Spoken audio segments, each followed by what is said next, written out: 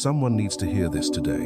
You are a grown man. You just became a leader. New role, new salary, but a massive target on your back. You spend 10 hours a day managing chaos, navigating corporate politics, and meeting expectations that feel impossible. You are a lion in the boardroom, or so you tell yourself. But then, you drive home. You pull into your driveway in Oakville, or Surrey, or Calgary, and your heart sinks, because you know the moment you open that door, the leader disappears. You are supposed to be the calm, safe, dependable father, but instead, you are a ticking time bomb. Your child spills a drink, your wife asks a question in a tone you don't like, the house is loud, your head is full, and suddenly, you snap. You roar at the people who love you most, not because you're a bad man, but because you are an undisciplined one. You can handle $1 million crisis in downtown Toronto, but you can't handle a messy kitchen. That is the quiet shame of the modern man, powerful outside, a hostage inside. This is not philosophy for nerds. This is a survival manual for the man who is tired of losing his temper. Give me 7 minutes, and I'll give you a Stoic script to handle hard conversations without losing respect at work or peace at home. If you are done letting stress turn you into a man you don't respect, type calm in the comments, a public promise, a line in the sand. Now, listen. You are not failing because you lack technical skills. You are failing because you are a coward. Every morning as you walk through those glass doors, a cold whisper follows you. It says, you don't belong here. You look at your team, Gen Z employees who speak the language of AI fluently, veterans who have survived 3 recessions, and you are terrified they will see through the mask. You are a new manager, but inside, you feel like a scared kid wearing his father's suit. You spend your commute on the GO train rehearsing sentences so you don't sound weak. You overanalyze every Slack message, every tone of voice, convinced that one wrong move will expose you as a fraud. If you overthink every Slack message, comment facts. This is the imposter manager trap. And in a country like Canada, where soft skills are weaponized, your fear of being not enough is a slow-acting poison. Most men try to fix this by faking it till they make it. They build a wall of arrogance. But Stoicism offers something far more dangerous to your enemies and peaceful for your soul. The Inner Citadel. Marcus Aurelius wrote, "The mind, once freed from passions, is a fortress, and man has no stronger place of retreat." In the corporate world of 2026, your citadel is not your job title. Titles can be stripped away in a round of layoffs. Your citadel is the space inside your mind where other people's opinions cannot reach. Most new managers live outside their fortress. They depend on their boss's nod. They depend on their team's likes to feel valid. When the feedback is good, they are kings. When a subordinate rolls their eyes, their world collapses. Stop seeking a fortress in the world. Build it in your head.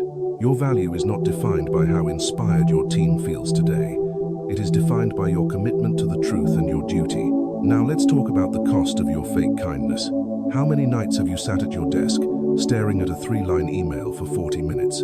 You rewrite it, you soften it, you delete it, all because you are begging for the approval of people who don't even do their jobs. You take on their workload at midnight while your wife sleeps alone, just to avoid a hard conversation. That is not kindness, that is leadership suicide. You are protecting the comfort zone of the lazy and forcing your family to deal with a hollowed-out, exhausted version of a father. You are an invisible provider, providing money, but failing to provide the one thing they need: presence. Because you cannot command a boardroom, you cannot command your own peace at home. You are a ghost in your own life. Stoicism is not being quiet. It is not swallowing disrespect. It is not becoming cold. Stoicism is self-command, the ability to choose your response, even when your body wants to explode. As a new leader, you are being tested daily. As a father, you are being watched daily. Your child doesn't learn from your speeches.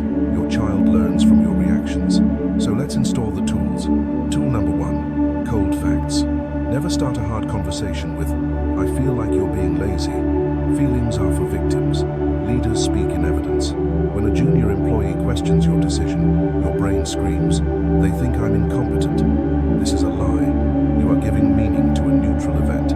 Use the discipline of assent. You do not have to agree with every thought that enters your head. The next time stress hits, ask, "Is this a fact, or is this my interpretation?" If it's an interpretation, discard it. Speak only the facts.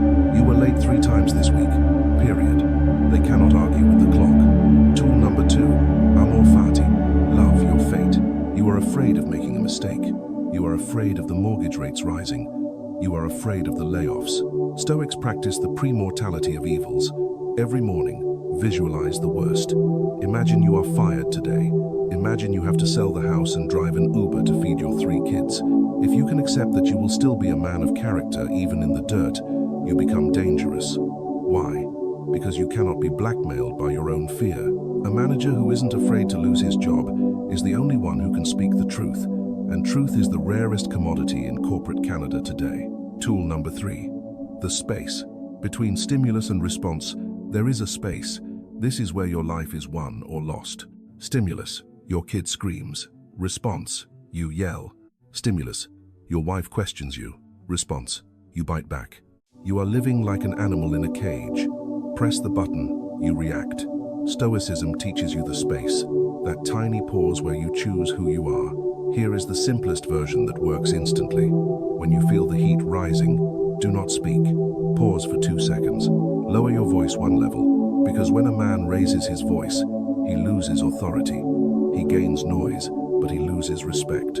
A controlled man doesn't need volume. He needs clarity. This tool alone can save your marriage. It can save your career. Now look at the imposter again. The imposter is obsessed with reputation, what people think of him. The leader is obsessed with duty, what is the right thing to do. When you sit in your office at 9 p.m., worrying about what Steve from marketing thought of your presentation, you are neglecting your duty as a father. Steve's opinion doesn't pay your bills. Your character does. Stop asking, how can I make them like me? Start asking, what does justice require of me today? Sometimes justice requires you to be the bad guy. Sometimes it requires silence. Your job isn't to be a liked manager. Your job is to be a just leader. Leadership is not a title. It is a professional skill. You feel like a fraud because you've been looking for your worth in the eyes of people who are just as scared as you are. Stop. Look inward. Build the citadel. To stay safe in the HR-sensitive culture of Canada, remember, speak about behavior, never about personality. Leave a paper trail like a commander leaves a map. You are not being mean. You are protecting your family from chaos.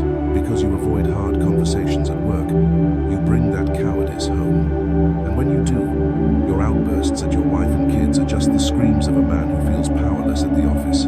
Your son does not need a father who is good at spreadsheets but bad at self-control. He needs a father who is a fortress of peace. Handle the problem where it belongs. At the office, so when you walk through your front door, you can finally take off the mask. Bring it all together now. Power over your mind, not events. Break the chain of poison. Stop suffering in imagination. Use the space. Speak truth only. Be the man.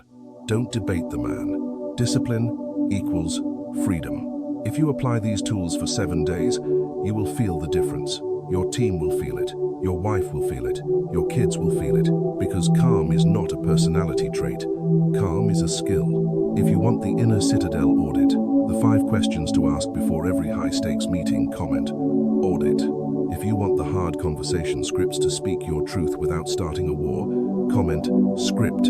I'll pin both in the top comments so you can copy them immediately. And if you are ready to join the 1% of men who choose discipline over drama, subscribe. Watch the next video on your screen, how to set boundaries without raising your voice. It is the next step in your training. Be the man, not the mask. See you in the fortress.